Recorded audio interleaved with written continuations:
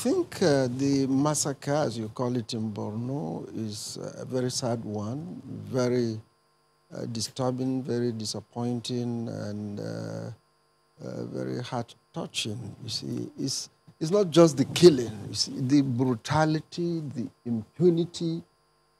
We've had several cases of killings, going into the community, shooting indiscriminately, and so on. But this time, the impunity, cutting the head, tying the hands, and bringing the head to place on the chest. I mean, it's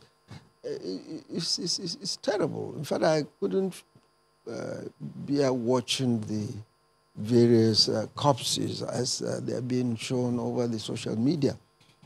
It's so terrible, and that shows we're getting to a very terrible situation.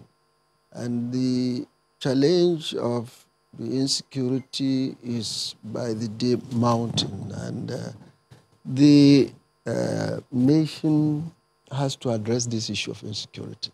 You see, having challenges of insecurity is nothing new in any nation, but to see the effort, what is the government doing and about it?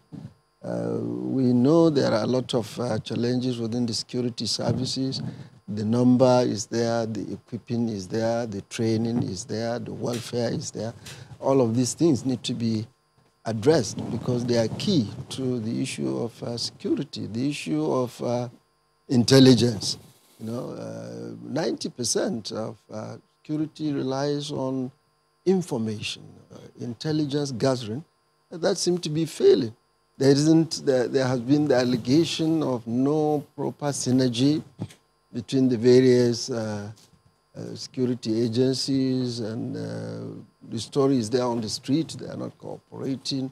There are a lot of challenges, and I think with this happening now, we are concerned to the point that my brother, the governor of Borno, seemed to have given up, asking for machineries to be hired and so on.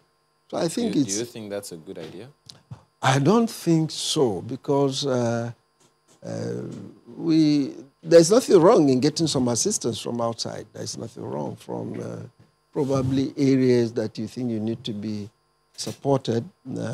But giving an impression that we need to rely on the hired machineries to do the security is like giving up.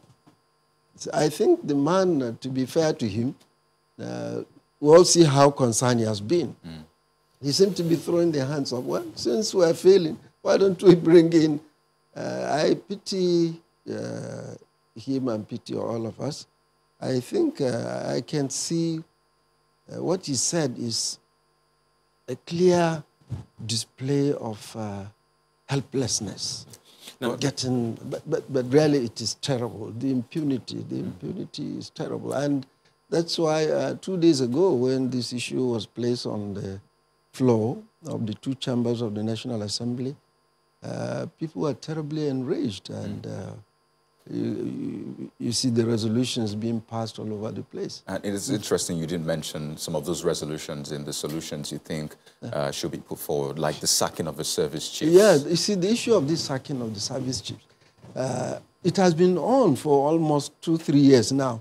There is one point I think the presidency is missing, and that the public has not been brought onto it.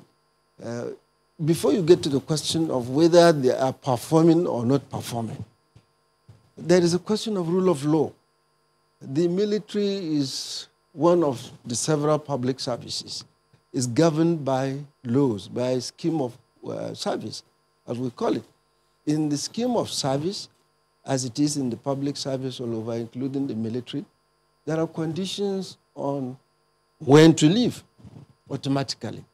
You either attain the age of 60 or put in service for 35 years. Whichever comes first, they're supposed to retire. All of them. None of them has less than 35. I think the Chief of Defense Staff has put in 39 years of service. All the others, all of them, except the Chief of Defense Staff, who is 58 now, all of them are more than 60. And Chief of Air Staff has put in about 37 years. Chief of Naval Staff has put in about 41 years. So what we're saying is that even if Mr. President has found them indispensable, allow them to retire, just like any public service, as the rule specifies, and you can hire them either as Minister of Defense, Advisor on Defense, NSA, whatever. But allowing them to stay. You see, there is a difference between you are still within the service period, and the president can keep you for as long as he so wishes. If you are 50 and you have put in 25 years of service, which means you have 10 more years to go, if you are chief of army staff, for the next 10 years, the president is at his own pleasure to keep you on. But automatically, if you hit 60 years, you must go. If you hit 35 years of service, you must go. So this is within the service scheme of service. So as far as I'm concerned, there's rule of law. We should respect the law before you even talk of whether they are performing or not.